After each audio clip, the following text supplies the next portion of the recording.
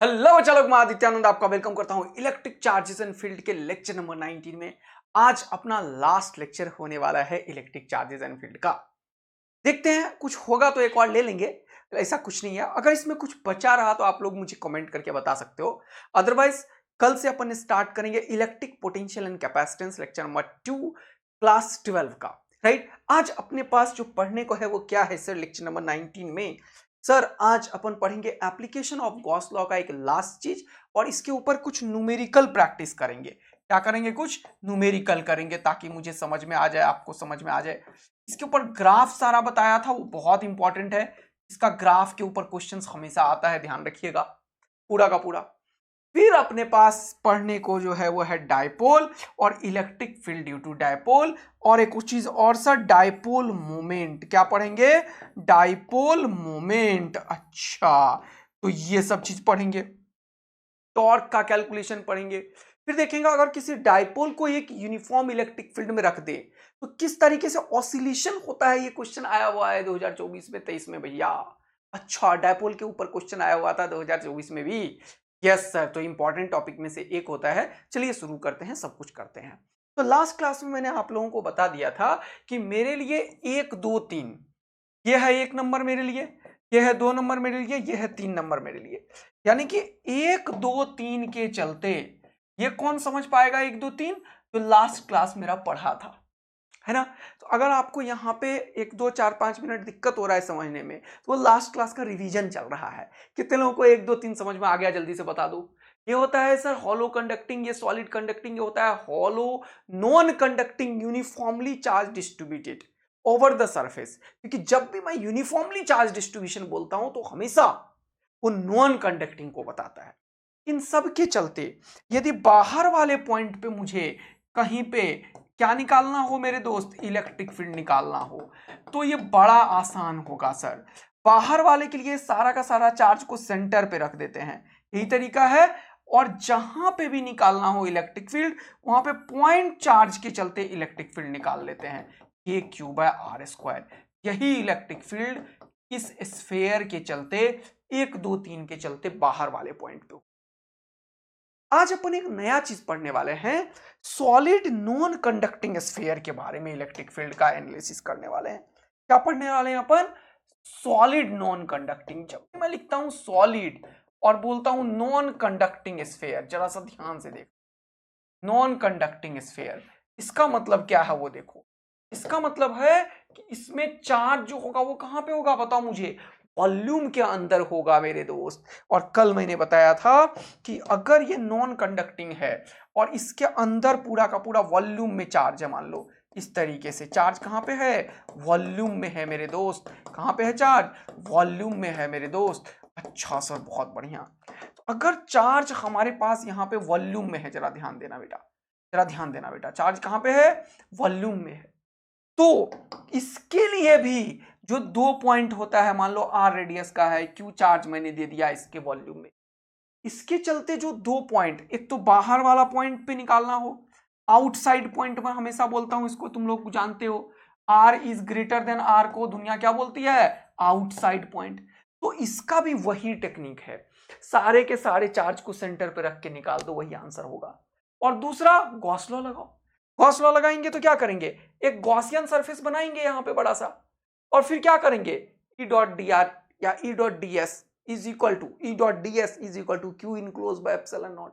तो जब तुम करोगे क्या, ई डॉट डी एस इस पॉइंट पे निकालने के लिए, जब तुम करोगे E dot D S is equal to Q enclosed by epsilon naught मेरे दोस्त, तो तुम्हें समझ में आएगा कि सर इस बार भी यहां पे जो आप, ये बहुत बड़ा सा लाइन लेने की जरूरत नहीं है, इसको मैं छोटा कर देता हूं। ऐसा क्यों कर रहा हूं मैं? ताकि मेरा गॉसियन सरफेस जो है वो आराम से, बाहर ही तो है पॉइंट, बाहर मैं कैसे भी दिखा सकता हूं, देख रहे हो ना तुम लोग। हाँ सर, बिल्कुल सही बात है। तो ये आउटसाइड पॉइंट मैंने बना दिया यहाँ पे। ये क्या बना दिया? Gaussian surface. इसका सारा का सारा चार्ज यहाँ पे तो इलेक्ट्रिक फील्ड, और ये गॉसियन सरफेस का एरिया वेक्टर, दोनों के बीच का एंगल कितना होगा जल्दी से बताओ? फिर से हो जाएगा 0 degree. Electric field area vector 0 degree, electric field और area vector 0 degree. Everywhere sphere के ऊपर, जैसे कि ये अगर स्फीयर है तो अगर इसके ऊपर लिखोगे तो एवरीवेयर, इसका ये पूरा भरा हुआ है, इस बार सॉलिड है मान के चलो, कि पूरा एकदम वो जो सॉलिड बॉल होता है, कॉर्केट बॉल, वो है। इलेक्ट्रिक फील्ड एरिया वेक्टर के बीच का एंगल कितना है? 90 डिग्री। और इसके बाहर में बना हुआ है गॉसियन सरफेस इस बार, तो चार्ज तो अंदर ही है। हाँ सर, तो charge enclose by epsilon not मैंने किया, तो यहां पे क्या होगा, ये भी बिल्कुल सारे के सारे चार्ज को सेंटर पे रख दो और यहां पे निकाल दो, इलेक्ट्रिक फील्ड उसी के बराबर होता है। तो ये आंसर भी कितने के बराबर होना है? ये के क्यू बाय आर स्क्वायर के बराबर होना है।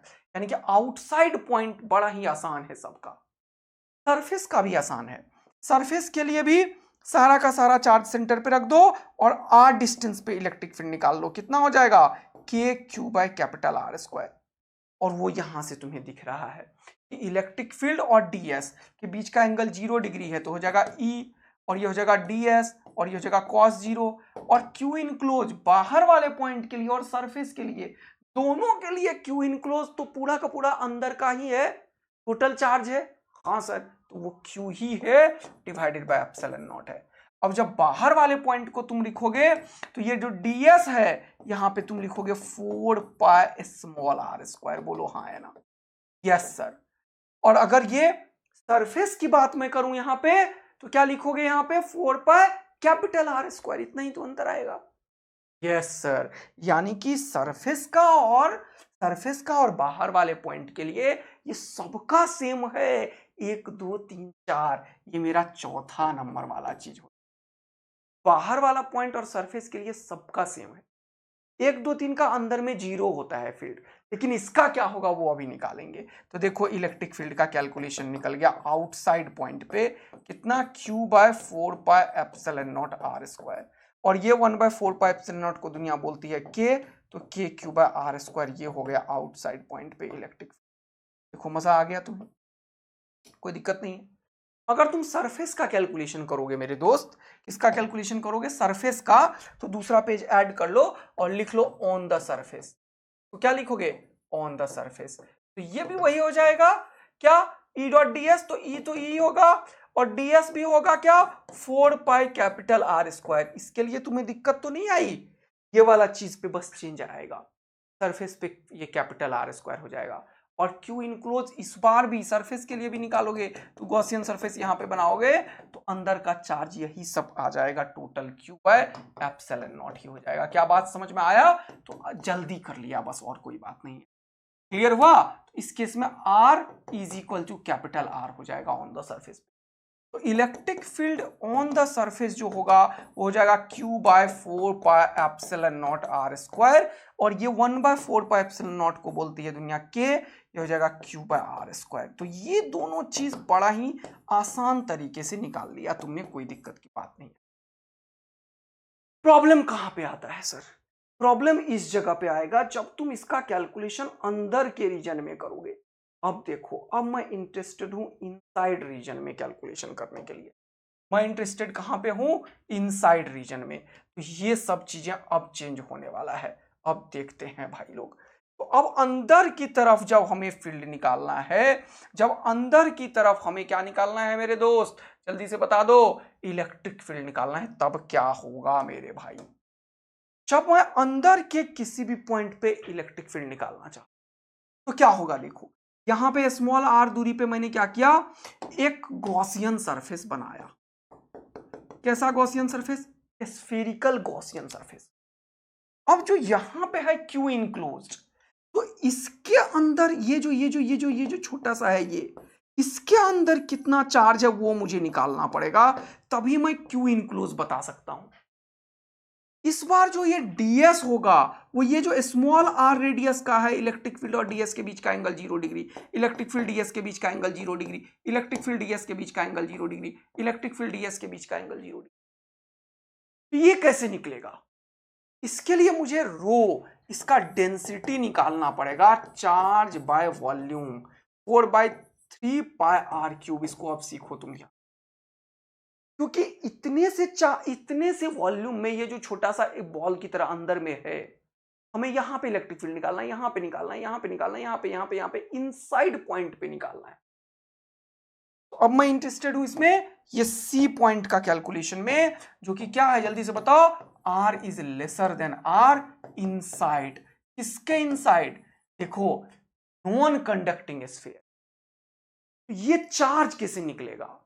तो अब सोचो, अगर मैं इसका डेंसिटी निकाल के बैठा हुआ हूं, तो मैंने तुम्हें क्या बताया है, अगर मुझे चार्ज का डेंसिटी पता हो और इस इनसाइड का वॉल्यूम निकाल दूं, मैं इनसाइड का वॉल्यूम निकाल दूं, तो डेंसिटी क्या होगा? Charge by volume.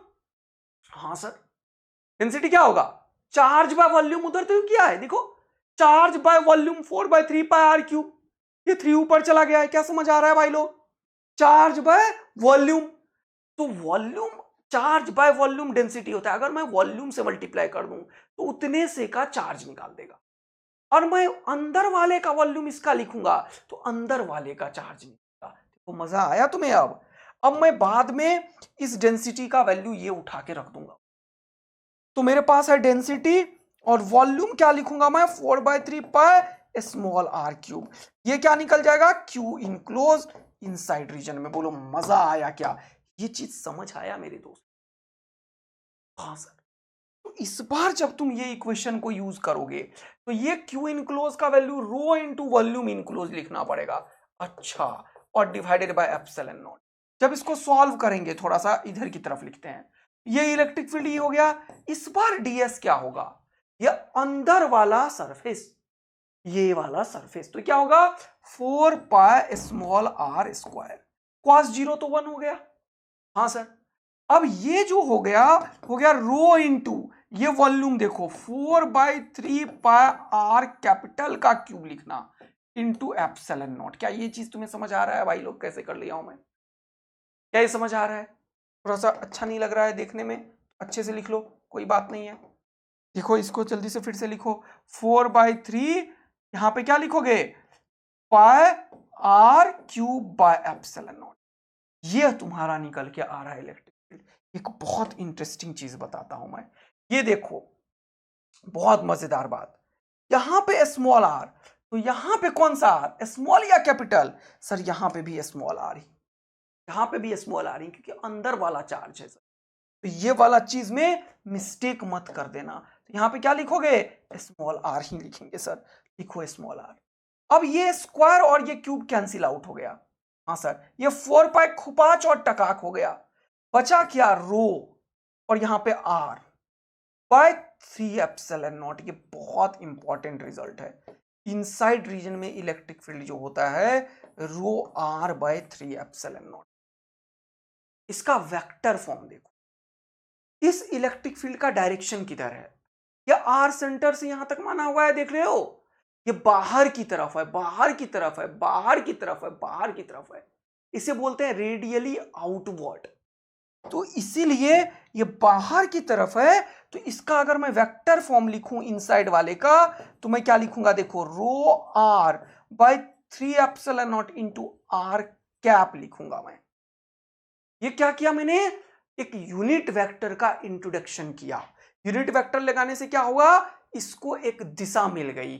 किधर दिशा मिला? किधर डायरेक्शन मिला? रेडियली आउटवर्ड, इसीलिए प्लस आर कैप लिखा।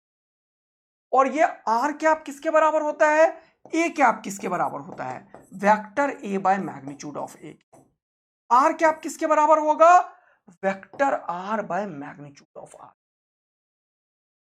Vector R by magnitude of R के। तो magnitude of R R cancel out हो जाएगा। तो ये बचेगा रो बाय 3ε0, और यहां पे आर वेक्टर, बहुत important, rho by 3ε0 r vector, vector form में है। क्यों? क्योंकि देखो ना, ए कैप इंटू ए का मैग्नीट्यूड ए वेक्टर होता है। ये वही तो लिखा हुआ है। आर का मतलब आर का मैग्नीट्यूड, और ये आर कैप, ये क्या हो जाएगा? आर का वेक्टर। ये बहुत इंपॉर्टेंट है। कैविटी को समझाऊंगा जब। एक नॉन कंडक्टिंग के अंदर में जब कैविटी होता है, उसके अंदर इलेक्ट्रिक फील्ड कैसा होगा, वहां पे ये चीज यूज करूंगा मैं। इसे देखना। चलिए सर, बहुत बढ़िया। तो ये चीज याद हो गया अंदर में। अब क्यू के टर्म में आंसर निकालते हैं। तो एक पेज और ऐड करो। और इलेक्ट्रिक फील्ड इनसाइड रीजन क्या आया है? देखो रो आर बाय 3ε0। इस रो का वैल्यू अभी तुरंत तुमने लिखा है 3q by 4π capital r cube. लिखो इस रो का value 3q by 4π capital r cube into r 1/3 epsilon naught. बोलो मजा आया क्या? तो ये खुपाच और कुछ नो सर, ये क्या हो जाएगा 1/4 पाई एप्सिलॉन नॉट को दुनिया बोलती है के। ये क्या है क्यू, ये क्या है आर, और नीचे क्या है आर क्यू। ये भी बहुत इंपॉर्टेंट रिजल्ट है कि अंदर वाले रीजन में इलेक्ट्रिक फील्ड का क्यू के टर्म में जो देखोगे तुम, ये होता है K Q R by R Q. यहाँ के का वैल्यू 1/4 पाई एप्सिलॉन नॉट। इसको थोड़ा अच्छे से लिखना अगर चाहो तुम तो लिख सकते हो Q R by 4 pi epsilon naught R Q, और 1/4 पाई एप्सिलॉन नॉट को क्यू के लिख दिया मैंने, तो K Q by R cube into R. देखो ये कांस्टेंट है, ये मैंने टोटल चार्ज दिया था कांस्टेंट है, R radius of the sphere है कांस्टेंट है, यानी कि अंदर वाला इलेक्ट्रिक फील्ड स्मॉल आर जो सेंटर से दूरी है उसके प्रोपोर्शनल है। पहली बार जीवन में electric field proportional to R आता है इनसाइड रीजन। पिछले तीनों में कितना आया था? 0 आया था। कंडक्टिंग वाले में सब में 0 आता है क्योंकि अंदर कोई चार्ज ही नहीं होता। समझ आ रहा है? तो जल्दी से फटाफट सबका चारों का इलेक्ट्रिक फील्ड सारे के सारे कमेंट करो तो अभी तुरंत पहुंच करके। चारों का मतलब hollow conducting, solid conducting, hollow non conducting uniformly charge distribution, और solid non conducting uniformly charge distribution in the volume. इन चारों के चलते इलेक्ट्रिक फील्ड का अंदर, सरफेस, बाहर लिखो तुरंत, सारे के सारे कमेंट करो, देखते हैं सबको आ गया या नहीं आया। ठीक कर लिया? चलो अब इधर आ जाओ।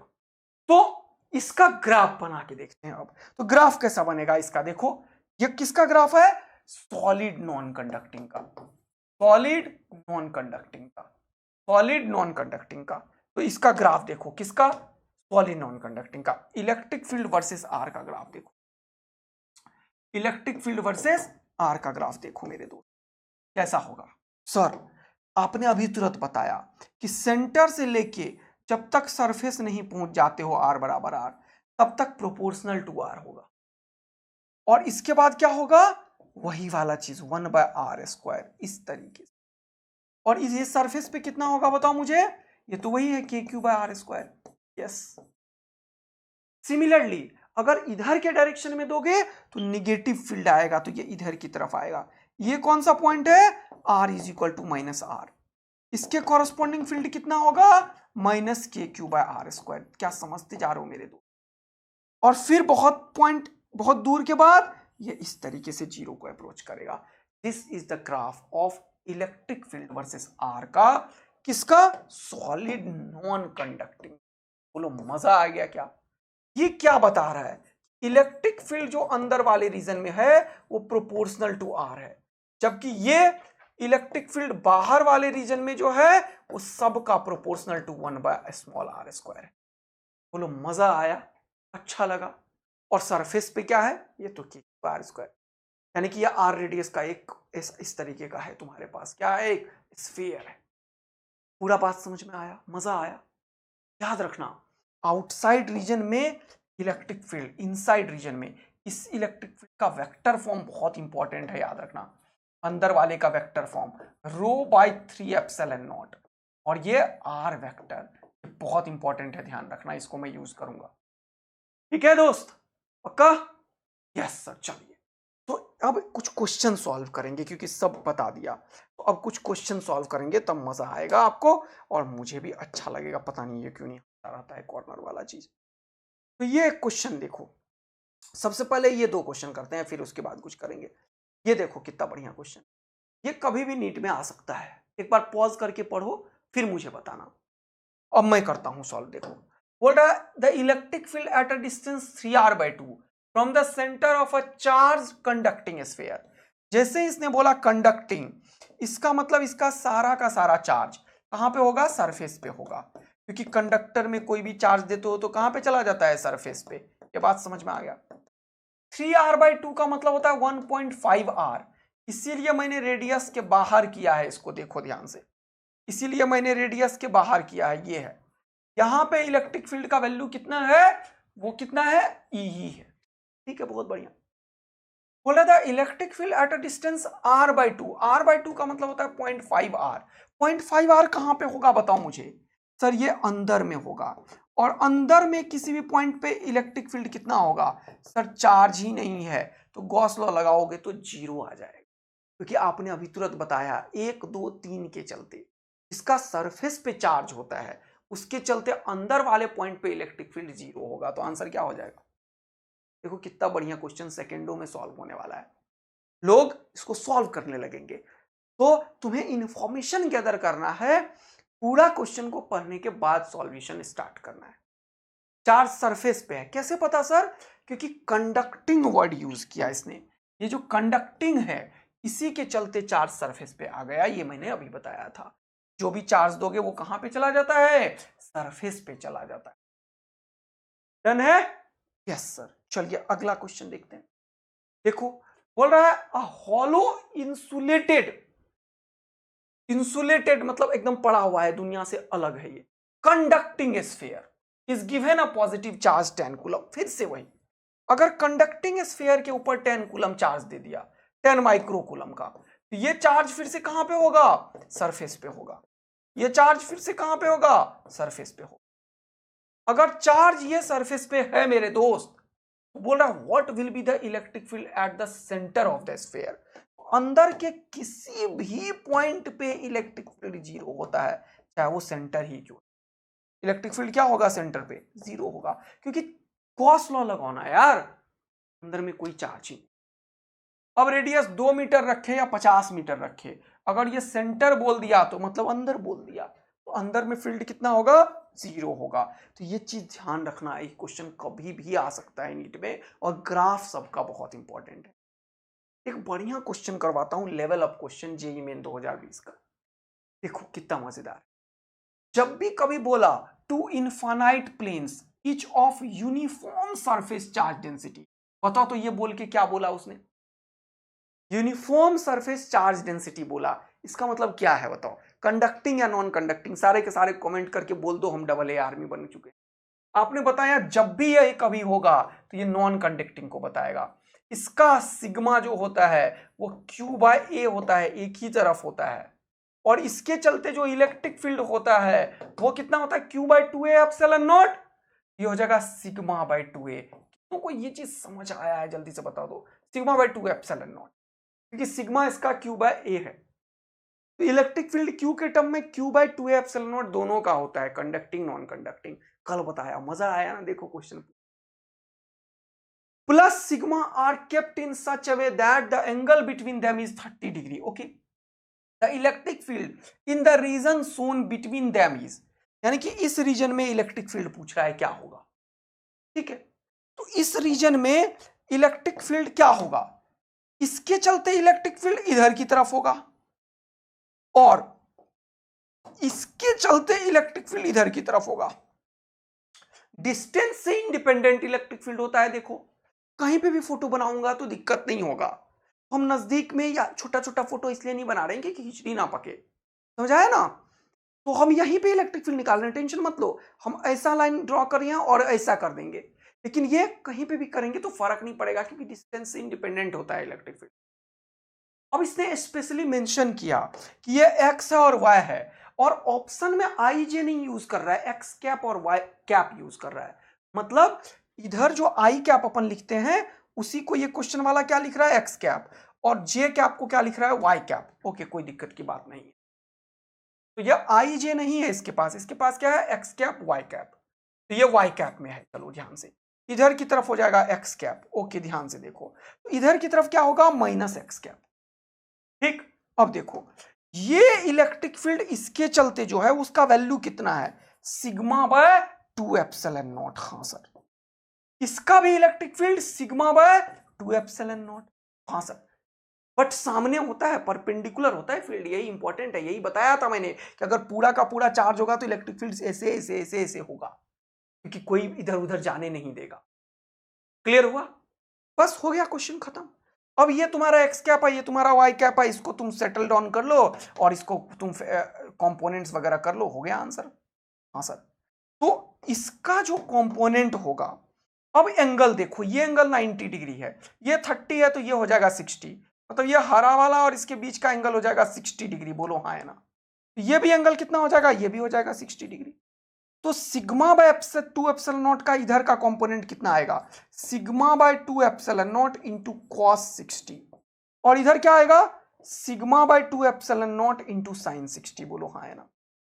साइन 60 कितना होगा, √3/2।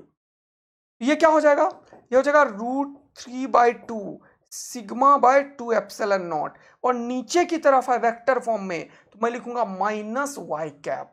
क्या ये लाइन तुम्हें समझ आया? इसमें अगर वेक्टर फॉर्म लिखूंगा तो मैं लिखूंगा sigma by 2 epsilon not y cap. हाँ सर बहुत बढ़िया।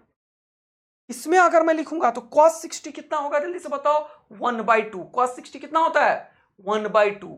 तो ये क्या हो जाएगा, sigma by 2 epsilon not into 1/2, और ये -x कैप हो जाएगा। यानी कि अब जब इसको पूरा का पूरा देखोगे तुम, तो एक इलेक्ट्रिक फील्ड इधर है ये वाला, एक ऊपर है एक नीचे है। तो नेट इलेक्ट्रिक फील्ड अगर मैं यहां पे निकालूं तो क्या निकलेगा, ये नीचे वाला और ये ऊपर वाला कौन बड़ा है वो देखो। √3 होता है 1.73, 1.73 को 2 से डिवाइड करोगे तो 0.8 के आसपास आएगा, जबकि ये 1 है तो ये बड़ा है, इसमें से इसे घटा देते हैं, और इधर तो यही वाला है। तो नेट इलेक्ट्रिक फील्ड अगर मैं लिखूं तो मैं क्या लिखूंगा, ई नेट। जल्दी से बताओ, ये मैं लिखूंगा एक्स वाला तो वही है, sigma by 2 epsilon not into 1/2 x cap minus का, हाँ सर, फिर क्या है प्लस, ऊपर वाला क्या था, sigma by 2 epsilon naught Y cap, और नीचे वाला क्या है, minus sigma by 2 epsilon naught, और ये क्या था √3/2, और ये क्या है, ये माइनस मैंने लिख दिया है यहां पे, तो सिर्फ यहां पे वाई कैप लिखना पड़ेगा। यही वाई कैप का माइनस मैंने यहां पे लिखा था कि इसमें से ये घटाऊंगा, ये किसने बोला, इस वेक्टर का माइनस साइन ने बोला। ये माइनस आई कैप एक्स कैप लिखो, ये किसने बोला, उसी ने बोला। ये क्वेश्चन तो कुछ रहा ही नहीं, तो वेक्टर का क्वेश्चन हो गया। देखो कभी भी पूछा जा सकता है या नहीं, हो गया आंसर, ये लो। तो अब इसमें कॉमन लेना चाहते हो तो सिग्मा बाय 2 एप्सिलॉन नॉट इसमें भी है, इसमें भी, इसमें है, सबसे कॉमन ले लो। अब अगर सब में कॉमन लिया हुआ है सिग्मा बाय 2 एप्सिलॉन नॉट तो कॉमन ले लो तुम भी। ओवरऑल में जब कॉमन लेते हो सिग्मा बाय 2 एप्सिलॉन नॉट तो ये क्या हो जाएगा वो देखो, ये हो जाएगा -x कैप बाय 2। बोलो, और यहां पे क्या हो जाएगा प्लस, यहां पे हो जाएगा y कैप में 1 माइनस, ये हो जाएगा √3/2 है ना, और यहां पे लिख दो y cap. This is the final electric field. ये नेट इलेक्ट्रिक फील्ड का वेक्टर फॉर्म है। देखो मजा आया, किधर है चेक कर लो, 1 माइनस √3/2 होना चाहिए, और ये -x कैप बाय 2 होना चाहिए। देखो तो माइनस इसमें है और इसमें नहीं है, खत्म करो, इसमें नहीं है, खत्म करो, इसमें है, ये दो में है, और 1 माइनस √3 इसमें नहीं है, इसमें है, तो आंसर क्या हो जाएगा, sigma by 2 epsilon naught 1 minus √3/2 Y cap. ये पहले वाई को लिख दिया, कोई बात नहीं है, फिर -x कैप बाय 2 लिखा। कितना बढ़िया क्वेश्चन देखो जेईई में अच्छा है। क्या तुम्हें मजा आया करके? इसको पॉज करके एक बार जरूर कर लेना खुद भी, ठीक है बेटा, इससे कॉन्फिडेंस आ जाए। कुछ क्वेश्चंस इसके ऊपर ऐसे बनते हैं, ये वाला चीज। एक और क्वेश्चन सॉल्व करो, ये देखो, ये भी एक क्वेश्चन है। अगर इसमें कंडक्टिंग नहीं लिखा हुआ है और ऐसे क्वेश्चन पूछा तो ये नॉन कंडक्टिंग को ही इंडिकेट कर रहा है, ध्यान से। अदरवाइज मेंशन करेगा कंडक्टिंग, मेंशन करेगा कंडक्टिंग, कुछ नहीं बोला तो नॉन कंडक्टिंग है, चार्ज कुछ नहीं हो रहा है, जहां पे वहीं पड़ा। तो मैंने पूछा बताओ ए पॉइंट पे इलेक्ट्रिक फील्ड क्या होगा, मैंने पूछा बताओ यहां पे बी पॉइंट पे इलेक्ट्रिक फील्ड क्या होगा, मैंने पूछा बताओ सी पॉइंट पे इलेक्ट्रिक फील्ड क्या होगा, मैंने पूछा बताओ डी पॉइंट पे इलेक्ट्रिक फील्ड क्या होगा। इसमें से 4 क्वेश्चन मैंने बना दिए। अच्छा तो चलो यहां पे निकालते हैं। ये देखो प्लस है तो इसके चलते इलेक्ट्रिक फील्ड इधर की तरफ होगा सिग्मा बाय 2 एप्सिलॉन नॉट। इसके चलते माइनस है तो ये बोलेगा चल आजा मेरे पास, ये भी होगा सिग्मा बाय 2 एप्सिलॉन नॉट। मैं बार बार बोलता हूं कि निगेटिव को मैं डायरेक्शन एरो से दिखाता हूं, और ये फिर से प्लस है तो इसके चलते एक और आएगा इधर, कितना, इतना ही एक और आ जाएगा। चलो वो भी क्या हो जाएगा, सिग्मा बाय 2 एप्सिलॉन नॉट। तो ये सिग्मा बाय 2 एप्सिलॉन नॉट में से ये दोनों खत्म हो जाएगा, और एक जो ये दूसरा वाला आया उसके चलते बचा रह जाएगा।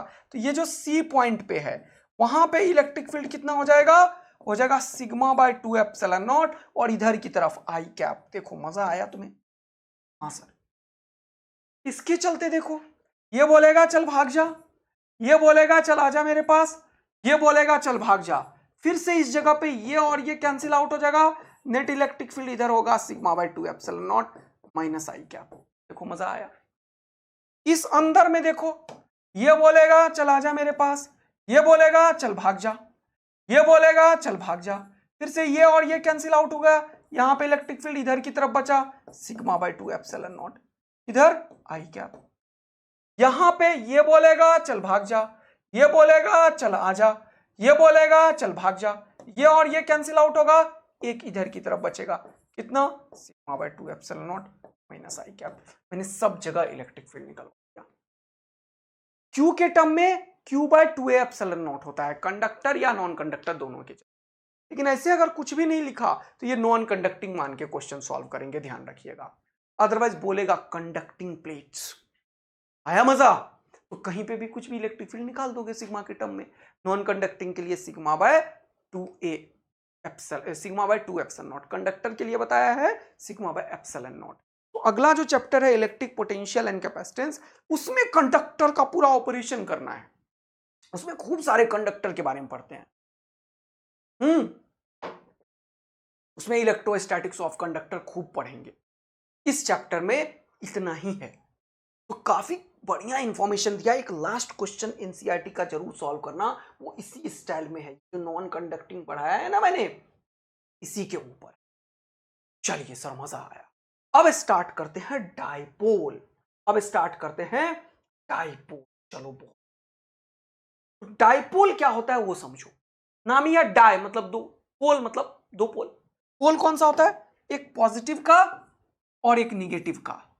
ये दो चार्ज, पॉजिटिव का और निगेटिव का, ये कुछ डिस्टेंस पे सेपरेटेड हो। जनरली ये डिस्टेंस ओरिजिन से इधर और इधर बराबर बराबर लेते हैं, इसीलिए हम 2a डिस्टेंस हमेशा फोटो में ले लेते हैं। ये 2a लेने का यही मतलब है कि ओरिजिन से ये दूरी भी a और ये भी दूरी a, ये बच्चों को दिखाने में आसान हो। तो डाइपोल का डेफिनेशन क्या है? Two charges of same magnitude and opposite sign. क्या है? टू चार्जेस हैं अपने पास। हाँ, इस चार्जेस की स्पेशलिटी क्या है? इसके पास मैग्नीट्यूड जो है वो सेम है। मैग्नीट्यूड क्या है इसका जल्दी बताओ? सेम मैग्नीट्यूड है। मैग्नीट्यूड है मतलब ये क्यू है तो ये क्यू, ये 10 है तो ये 10, यानी कि -10 + 10 एक डाइपोल बनाएगा, -5 + 5 एक डाइपोल बनाएगा। सेम मैग्नीट्यूड मतलब इसका न्यूमेरिकल वैल्यू सेम है। और दूसरा क्या है? Opposite sign. इसको क्या किया हमने? Separated at some distance. Separated at some small distance. ये बहुत छोटा डिस्टेंस होता है, ध्यान रखना, small distance. This form a system called dipole. ये एक सिस्टम का फॉर्मेशन करता है जिसे हम क्या बोल रहे हैं? डाइपोल बोल रहे हैं। अच्छा, यानी कि डाइपोल क्या होता है? एक ऐसा सिस्टम जिसमें दो चार्ज सेम मैग्नीट्यूड का हो और अपोजिट साइन का हो और किसी एक पर्टिकुलर डिस्टेंस पे सेपरेटेड हो। इस सिस्टम को दुनिया क्या बोलती है मेरे दोस्त? डाइपोल। क्या बोलती है? डाइपोल। बहुत मजा आया सर। अगर ये तुमने डाइपोल समझ लिया मेरे भाई, इस डाइपोल में हम एक चीज डिफाइन करते हैं कॉल्ड डाइपोल मोमेंट। जब मैंने तुम्हें बताया कि अच्छा यहीं पे बताना पड़ेगा, तो अब हम क्या पढ़ना चाहते हैं? ये जो डाइपोल पढ़ा इसका डाइपोल मोमेंट क्या है? एक इंपॉर्टेंट चीज मैं आप पढ़ाने में इंटरेस्टेड हूं। क्या? Dipole moment. डाइपोल मोमेंट एक वेक्टर क्वांटिटी। क्या है? एक वेक्टर क्वांटिटी है। तो पहला इंपॉर्टेंट बात, it is a vector quantity. बहुत शानदार। अगर ये वेक्टर क्वांटिटी है, ये क्या है? वेक्टर क्वांटिटी है, तो इसके पास एक डायरेक्शन होगा, है ना? क्या होगा? डायरेक्शन।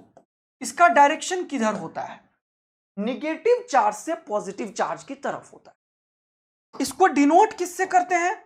हम P से करते हैं। P ऐसे लिख के ऐसे कर देते हैं, ये हो गया P। ये डाइपोल मोमेंट वेक्टर क्वांटिटी है। तो डायरेक्शन किधर होता है? Negative charge to positive charge, negative charge to positive charge. बोलो मजा आ गया? हाँ सर बहुत बढ़िया मजा आया। तो होता क्या है dipole moment? It is denoted by P vector, और ये क्या होता है? Q, charge into separation between, ये जो है चार्ज और उनके बीच का सेपरेशन, और इसका डायरेक्शन इधर की तरफ है। अगर ये डिस्टेंस मान लो r है तो उसको r कैप लिख सकते हो। मान लो इसको इंडिकेट कर देता हूं, r is equal to 2a, इसको मैं क्या लिख सकता हूं? यहां से यहां तक का डायरेक्शन को मैं r कैप लिख दूं, इससे पता चले इसका डायरेक्शन नेगेटिव टू पॉजिटिव की तरफ है। या 2a डिस्टेंस है तो 2a कैप लिखो, 2a कैप का मैग्नीट्यूड 1 होना चाहिए, ये पता होना चाहिए तुम्हें, तो उसमें तुम्हें थोड़ा सा भी कंफ्यूजन आता, इसीलिए r कैप लिखा। फिर r कैप का direction negative charge to positive charge की तरफ। तो अगर मैं मैग्नीट्यूड वाइज कभी भी पूछूं तुमसे कि डायपोल मोमेंट का मैग्नीट्यूड कितना होता है, तो तुम लिखोगे 2qa, क्योंकि इसके बीच का दूरी 2a है। आया बात समझ में? तो कभी भी अगर तुमसे क्वेश्चन कोई पूछता है कि डायपोल मोमेंट बताओ, तो तुम कोई भी एक चार्ज ले लोगे दोनों में से, और दोनों के बीच के सेपरेशन से मल्टीप्लाई कर दोगे, वो क्या निकल जाएगा? Dipole moment. ये एक वेक्टर क्वांटिटी का ध्यान रखना। एक दो क्वेश्चन क्यों ना कर लिया जाए? हाँ सर, चलो एक क्वेश्चन करते हैं। जैसे सपोज करो, एक बड़ा ही पॉपुलर क्वेश्चन है, खूब आता है, एससीवी से उठाया है मैंने। ये देखो, ये क्वेश्चन खूब आता है कि मान लो यहाँ पे एक चार्ज है -3q, यहाँ पे एक चार्ज है 2q, यहाँ पे एक चार्ज है q, इन सब के बीच का डिस्टेंस जो है ये a है, इक्विलेटरल ट्रायंगल है। मैंने बोला इस सिस्टम का नेट डायपोल मोमेंट बताओ, find net dipole moment, find net dipole moment. तो अब देखो तुम बनाओ कितने डायपोल बनेंगे। देखो ये -3q को ना तुम कर सकते हो, ये +q है तो इसको सेपरेट कर लो, एक कर लो -q और दूसरे को कर लो -2q। तो इस 3q को मैं इस तरीके से ब्रेक कर सकता हूं, -q प्लस -q। तो ये जो 3q का चार्ज मैंने लिखा था यहां पे, उसको मैं यहां करके इसको मैं लिख सकता हूं 3q is equal to -2q और प्लस -q। ये -q और ये +q एक बना देगा, क्या बना देगा जल्दी से बताओ? एक डायपोल बना देगा। क्या बना देगा जल्दी से बताओ? एक डायपोल बना देगा, निगेटिव टू पॉजिटिव की। ये -2q और ये 2q एक डायपोल मोमेंट बना देगा। अब ये क्वेश्चन के बीच का एंगल कितना है? 60 डिग्री। यानी कि ये ऐसा क्वेश्चन बन गया जिसमें दो डायपोल है, एक P1 दूसरा P2। इसको अलग करो, ये P1 का वैल्यू तुम निकालो, P2 का वैल्यू तुम निकालो, और दोनों के बीच का एंगल 60 डिग्री है। तो P1 और P2 कितना है? अब ये तुम बताओ मैग्नीट्यूड वाइज। इसका चार्ज और इसका सेपरेशन A तो होगा 2q चार्ज है और ये A तो जगह 2qa। P1 में इसका चार्ज Q और ये Q और इसका सेपरेशन A तो जगह QA। यानी कि ये क्वेश्चन एक ऐसे क्वेश्चन में कन्वर्ट हो गया कि दो वेक्टर है P1 P2 और इनके बीच का एंगल 60 डिग्री है। तो बताओ इसका रिजल्टेंट क्या होगा? P1 square plus P2 square plus 2P1 P2 cos 60। क्या सॉल्व कर लोगे? क्या रिजल्टेंट निकालने में तुम्हें कोई दिक्कत आएगी मेरे दोस्त? नहीं सर। P1 का स्क्वायर का क्या मतलब हुआ? QA का होल स्क्वायर। बहुत मजा आया। यहां पे इसका होल स्क्वायर तो 2 2 जा 4, QA का होल स्क्वायर तो A square B square plus 2, ये हो गया QA और ये क्या हो गया 2QA। हाँ सर। और cos 60 का वैल्यू कितना हो गया? 1/2। तो ये और ये निपट गया। तो फाइनली देखो ये हो गया 2QA का होल स्क्वायर, 4QA का होल स्क्वायर, 4 और 6 और एक 7। तो फाइनली आंसर क्या हो गया? QA रूट के बाहर निकल गया क्योंकि सब में स्क्वायर स्क्वायर स्क्वायर है और यहां पे √7। ये क्या निकल गया? Net dipole moment. एक बहुत इंपॉर्टेंट इंफॉर्मेशन बता रहा हूं, AA में बना देता हूं तुम्हें अब मैं। ठीक है?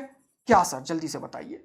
अगर कभी भी सम ऑफ ऑल द चार्जेस 0 हो, सिग्मा का मतलब होता है सम, सिग्मा का मतलब होता है सम, जितने भी चार्जेस हैं उन सब का सम 0 हो तो हमेशा वो डायपोल बना देगा, हमेशा डायपोल बना देगा। देखो 3q q हो गया 0, क्योंकि डायपोल का नेट चार्ज कितना है बताओ तो? सर 0 है। तो याद रखना, अगर कोई पूछे कि कोई डायपोल को रख दिया किसी एक जगह पे, फ्लक्स बताओ कितना होगा, तो क्या आंसर आएगा बताना जरा। बोर्ड में खूब पूछता है ये क्वेश्चन। जीरो, क्योंकि नेट चार्ज कितना है डायपोल का, Q net of dipole, Q net of dipole कितना है जल्दी बताओ सर, ये जीरो है, क्योंकि ये दोनों चार्ज का मैग्नीट्यूड सेम है और साइन डिफरेंट है। तो अगर मैं पूछूं किसी डायपोल को रख दिया बचाओ फ्लक्स कितना होगा, तो आंसर क्या है, जीरो होगा। मजा आया, तगड़ा। अब अपन कहानी को आगे बढ़ाते, अब हमें निकालना है electric field on the axis of the dipole. अब हमें निकालना है electric field on equatorial line of the dipole. अब हमें निकालना है electric field on the general line of the dipole. और वो जो अभी मैंने पढ़ाया नॉन कंडक्टिंग, इसके चलते मुझे निकालना है कैविटी अगर हो जाए, दांतों में कैविटी, वैसे यहां पे कुछ जगह खाली कर दिया, तो उस कैविटी में इलेक्ट्रिक फील्ड क्या होगा। ठीक है मेरे दोस्त, तो ये चीज है और कुछ क्वेश्चंस है, तो कल एक लेक्चर और लेंगे अपन। तुम लोग मुझे फिलहाल आज कमेंट करके भी बता देना। और ये सारा जितना पढ़ाया ये सबको अच्छे से डेरिवेशन के साथ याद रखना, ग्राफ व्राफ सब। ठीक है दोस्त, सारे क्वेश्चन को फिर से एक बार अपने से सॉल्व भी करना ताकि मजा आए तुम्हें। और ये वाला आराम तरीके से तुम लोगों को, अब डायपोल का ये डेरिवेशन अपन करेंगे। और हाँ, एक सॉलिड एंगल के भी ऊपर एक क्वेश्चन करेंगे। सॉलिड एंगल का कॉन्सेप्ट तुम लोगों को पता है या नहीं, रिवीजन कर लेना, मैंने पीछे बताया था। तो दो तीन चीज है, तो कल अपन एक क्लास और लेंगे। अपन नायाब सीरीज में फिजिक्स को फोड़ रहे हैं, बच्चों को धुआंधार फिजिक्स चल रहा है। कल एक लास्ट क्लास लेंगे, अभी बता भी देना अगर तुम लोगों को कुछ हो छूटा पड़ा तो अपन करेंगे इसको कंप्लीट कल, और परसों से स्टार्ट होगा electric charges. Thank you, love you, bye मेरे प्यारे बचवा एंड बचवी लोग।